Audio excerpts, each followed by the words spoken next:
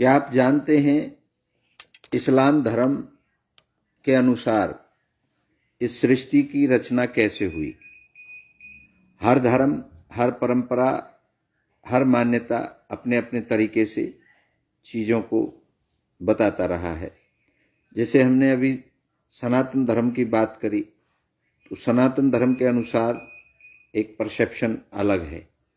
इस्लाम धर्म के अनुसार परसेप्शन क्या है, इसमें आप ध्यान देने की बात यह है कि इच्छा कहाँ गायब है। इसमें इच्छा सभी के मूल में है।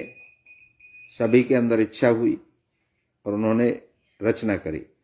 इस्लाम धर्म के अनुसार सृष्टि की रचना एक बहुत व्यवस्थित क्रम से हुई है। कुरान और हदीस में इसका वर्णन मिलता है।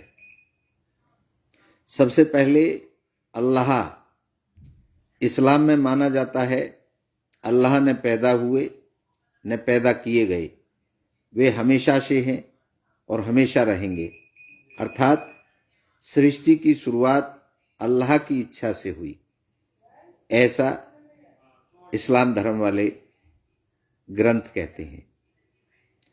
दूसरा चरण धुंध और धुएं जैसी स्थिति थी, जिसको हम शून्य कह रहे हैं। शुरुआत में ब्रह्मांड एक धुएं और धुंध जैसी गैस था। कुरान में लिखा है, पहले आकाश और पृथ्वी धुएं की तरह थे, यही धुआं बाद में तारों, ग्रहों और आकाश गंगाओं में बदला। तीसरा चरण आसमानों और पृथ्वी की रचना कैसे हुई। इस्लाम के अनुसार 7 परतों वाले आकाश बनाए गए, पृथ्वी को फैलाया गया, पर्वत, नदियां, समुद्र, दिन और रात की व्यवस्था बनाई गई। कुरान में यह क्रम मिलता है। कुरान के अनुसार बोल रहा हूं।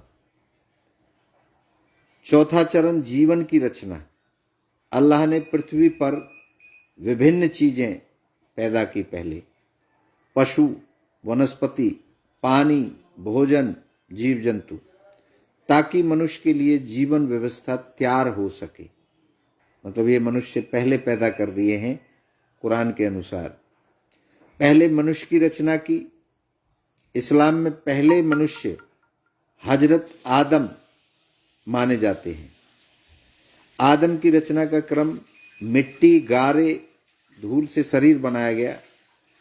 उनकी इच्छा हुई, ये मानेंगे ना, अल्लाह की इच्छा हुई तभी तो ये चीजें प्रकट की। उसे आकार दिया गया, उसमें अल्लाह ने अपनी रहमत, रूह फूंक दी, जिसको हम आत्मा कहते हैं। इंसान में चेतना, बुद्धि और बोलने की शक्ति आई।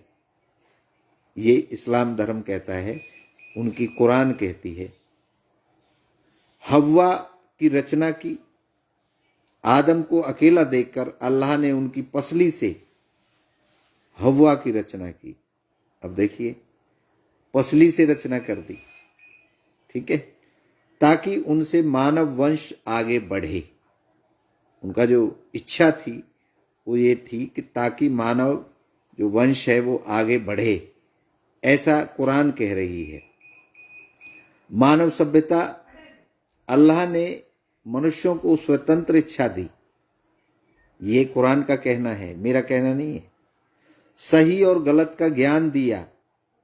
नबियों को मार्गदर्शन के लिए भेजा, मतलब अपने स्पेशल व्यक्ति भेजे, जिनको हम देवता कहते हैं, वो भेजे, जिनको इस्लाम धर्म में नबी कहते हैं, उनको भेजा।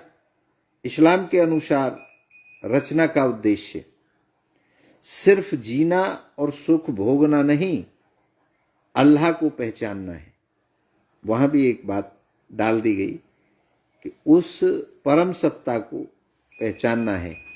केवल भोग विलास दिनचर्या में जिंदगी नहीं काटनी, सदाचार करना है, मानवता और न्याय को अपनाना है। वो भी अच्छी बातें हर ग्रंथ में कही गई हैं, लेकिन आप माने या ना माने ये आपका विषय, आपकी इच्छा है। अंतिम दिन कयामत के बाद हर व्यक्ति को अपने अपने कर्मों का फल मिलेगा, ये कहते हैं। इस्लाम धर्म में मूल सत्ता अल्लाह को मानते हैं, रूप निराकार सर्वशक्तिमान, मतलब कोई रूप नहीं है, मतलब शून्य, वहीं पहुंच गए जहां से दुनिया चली है, शून्य से। शून्य निराकार सर्वशक्तिमान, रचना अल्लाह ने बनाई है, सब कुछ व्यवस्थाएं अल्लाह की इच्छा से है, अल्लाह की इच्छा है। पहला मानव आदम और उद्देश्य परीक्षा, जीवन का जो उद्देश्य है वो परीक्षा लेना है, आप किस मौके पर कैसे पेश होते हैं। ये इस्लाम धर्म का गणित है। इस्लाम धर्म इस तरीके से अपने आप को बता रहा है, मूल आपने देखा होगा, मूल में वही इच्छा है। मान के चलते हैं हम, निराकार था अल्लाह और अल्लाह के अंदर इच्छा हुई, ये मान लेते हैं। लेकिन दूसरे धर्म वाले अल्लाह को नहीं मानते, तो अल्लाह सार्वभौमिक तो हुआ नहीं। वो भगवान को नहीं मानते तो भगवान भी सार्वभौमिक नहीं हुआ, परमात्मा ब्रह्मा वो सार्वभौमिक नहीं हुए। इसी प्रकार से हम ईसाई धर्म की बात करें, यहूदी धर्म की बात करें, पारसी धर्म की बात करें, बुद्ध धर्म की बात करें, जैन धर्म की बात करें, जितने भी धर्म और परंपराएं हैं, उन सब की अगर हम बात करें तो सबका एक ही उत्तर है कि हमारे भगवान ने दुनिया बनाई है। तो क्या अलग अलग भगवान ने दुनिया को रचा? क्या मानव की प्रक्रिया, जन्म लेने की जो प्रक्रिया है वो अलग अलग है? उनके अलग अलग, कोई पसली से पैदा कर रहा है, कोई फल खा के पैदा कर रहा है, कोई कह रहा है कि नंगा घूमता था। बिल्कुल, जब तक कपड़े का विकास नहीं हुआ होगा तो आदमी भी नंगा घूमता होगा, इससे एग्री हैं हम। लेकिन उनके अंदर प्रेम स्नेह पैदा ही नहीं था। जब वो नंगा घूमता था, सभ्यता विकसित नहीं हुई थी, तो फिर ये बात लिख के कौन चला गया जिसको आप अपने लोगों को बताते हैं, अपने धर्म के लोगों को बताते हैं? ये एक विचारणीय बात है जिसे आप अनुभव ही नहीं करते हैं, उसकी बातें हम जोर शोर से करते हैं, लड़ाई झगड़े तक करते हैं, जबकि इंसान की मूल इच्छा है।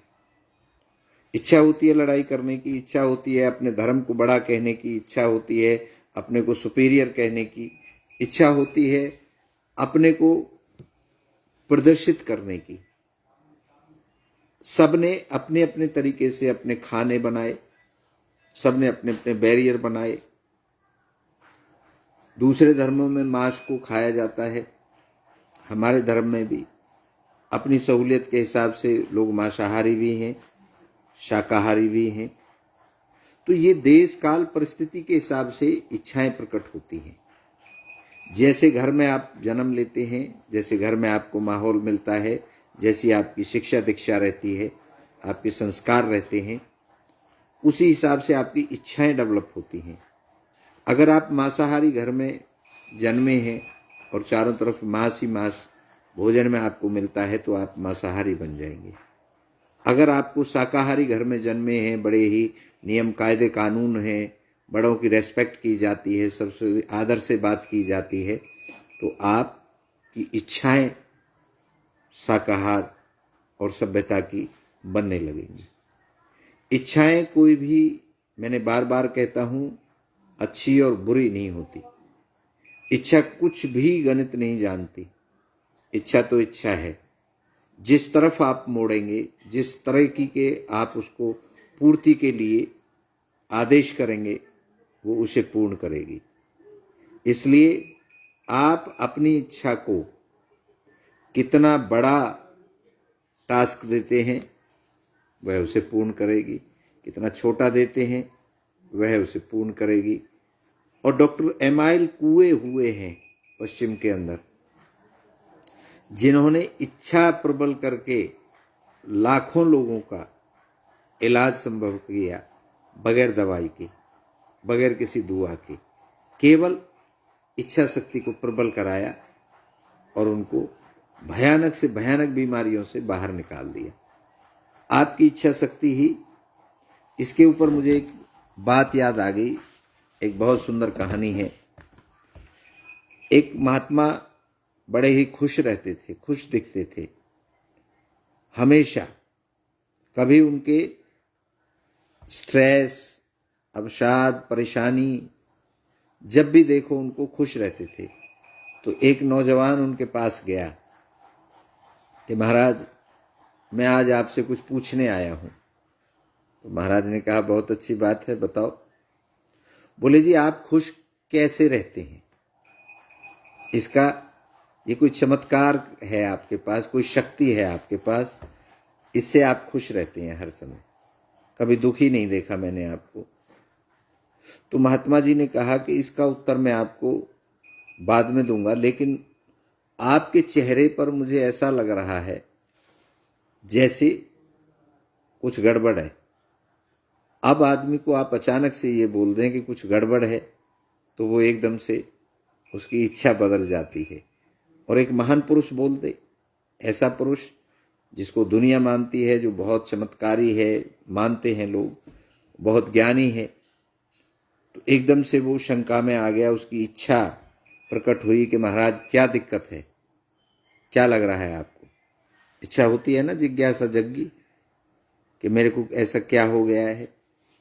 तो उस महात्मा ने कहा कि तुम 1 हफ्ते के अंदर मर जाओगे, ऐसा तुम्हारा ये ललाट पे लिखा है, तुम्हारे भाग्य में लिखा है, तुम्हारे माथे पर लिखा है। जैसे कह देते हैं ना कि तेरा माथे पे तो बहुत कुछ लिखा है, तू तो बहुत बड़ा राजा बनेगा,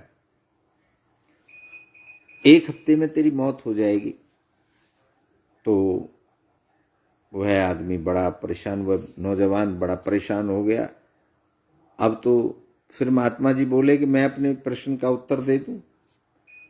बोले, जी भाड़ में गया आपका उत्तर, उसको बस सारा कुछ उसका फेल हो गया और इच्छा अब एक ही जगह टारगेट हो गई कि अब तो मेरी 1 हफ्ते में मौत हो जाएगी। क्योंकि ये महात्मा जी ने जिसको जो बोला है आज तक, वो पूर्ण हुआ है। तो वह व्यक्ति, वह लड़का, वह नौजवान खड़ा हुआ। तो वह खड़ा भी बड़ी मुश्किल से हुआ, उसने दीवार का सहारा लिया। खड़ा होकर के जैसे तैसे वो अपने घर की तरफ जाने लगा और थोड़ी दूर जाने के बाद वो गिर पड़ा।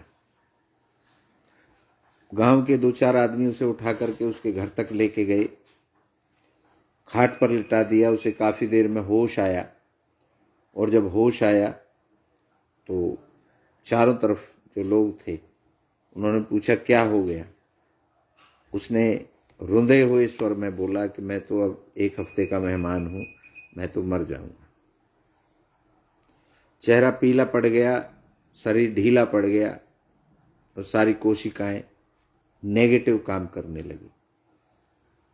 आप देखते हैं, अपने जीवन में अनुभव करके देखा होगा आपने, आप कोई बुरी बात सुन लें जो आपके हित में नहीं है तो आप परेशान हो जाते हैं। वही उस बच्चे के साथ हुआ, उस लड़के के, उस नौजवान के साथ हुआ। धीरे धीरे करके लोग आने लगे, रिश्तेदार आने लगे। सबको भरोसा था कि वो महात्मा जो बोलता है वो हो जाता है। सभी मिलने जुलने आने लगे। वो सबसे माफ़ी मांगने लगा, रोने लगा कि मैं तो अब मर जाऊंगा, मेरे से कोई गलती हुई है तो मुझे माफ़ कर देना। अपनी माँ से, पिताजी से, भाइयों से, बहनों से, पड़ोसियों से, रिश्तेदारों से, सबसे। तो उसको कभी भी क्रोध नहीं आया इन 7 दिनों में। उसने महात्मा जी से ये भी पूछा था कि आपको कभी क्रोध क्यों नहीं आता, तो उसको कभी क्रोध नहीं आया। 7वें दिन वो बिल्कुल चारपाई पर लेटा हुआ था कि अब तो बस मरने ही वाला हूँ। लेकिन महात्मा जी आए और महात्मा जी ने उसको खड़ा किया कि खड़ा हो जा, कुछ नहीं होगा तेरे को, मैं बोल रहा हूँ। तो झट से खड़ा हो गया। महात्मा जी ने पूछा कि इन 7 दिनों में आपको क्रोध आया? किसी से बदला लेने की भावना पैदा हुई? किसी को गाली देने की भावना पैदा हुई? किसी का बुरा करने की भावना पैदा हुई? उसने कहा नहीं हुई। तो बोला ये मेरा उत्तर है कि मैं हमेशा हर पल को आखिरी पल समझता हूँ कि मैं मर जाऊंगा, इसलिए मैं खुश रहता हूँ और मैं अपनी मौत को गले लगा करके जाऊंगा, खुशी से जाऊंगा। किसी को पता है कि अगले पल आप जिंदा रहोगे या मर जाओगे, लेकिन डरोगे तो डर डर के मरोगे और मौत अचानक आती है, आकर के सबको मरना है। ये सत्यता जिस दिन आप स्वीकार कर लेंगे उस दिन आप घबराएंगे नहीं, बेचैन नहीं होंगे, क्योंकि आखिरी सांस तक आप जीने की इच्छा को प्रबल रखें। इसलिए कोई बीमारी आ जाए, कोई परेशानी आ जाए, वो सब इंसानों पे ही तो आती हैं, पशु पक्षियों पे भी आती हैं, लेकिन जो व्यवस्थाएं आप अवेल कर रहे हैं तो समस्याएं आपके सामने आएंगी। हर धर्म अपने अपने तरीके से डायरेक्शन दे रहा है। हम हजारों धर्मों की अगर परंपराओं की बात करें तो भी कोई क्लियर नहीं कह सकता, लेकिन हाँ, धर्मों से अलग एक और चीज है और वो है विज्ञान। विज्ञान सार्वभौमिक है, जो पहले प्रैक्टिकल करती है, उसके पूरी थ्योरी देती है और फिर उसको आम आदमी, आम जनता, आम पशु पक्षियों के लिए, आम दुनिया के लिए पेश करती है। तो अगला जो हमारा अध्याय होगा वो विज्ञान के ऊपर होगा और इन सभी में दोनों धर्मों की हमने बात करी। किसी भी जगह चाहे अल्लाह की इच्छा हुई हो प्रकृति को बनाने की, अल्लाह से पहले क्या हुआ वो तो कुछ बता नहीं रहे, आप बताएं। पर ब्रह्म से पहले क्या हुआ वो तो शास्त्र तो कुछ बता नहीं रहे, वो तो पर ब्रह्म में जाके रुक गए हैं, वहीं पे कह रहे हैं कि वहीं से दुनिया चली है। वो कह रहे हैं अल्लाह से दुनिया चली है, वो कह रहे हैं गॉड से दुनिया चली है। सब ने अपने अपने धर्मों के अनुसार अपने अपने निर्देश दिए हैं। आपका क्या कहना है? मेरा कहना, मेरे दर्शन का कहना ये है कि इच्छा मूल में है। इच्छा से इच्छा पैदा हुई और इच्छा ने अल्लाह को पैदा किया, इच्छा ने परब्रह्म को पैदा किया, इच्छा ने गॉड को पैदा किया। आपका क्या कहना है?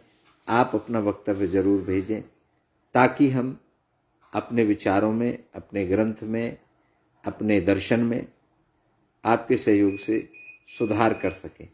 धन्यवाद।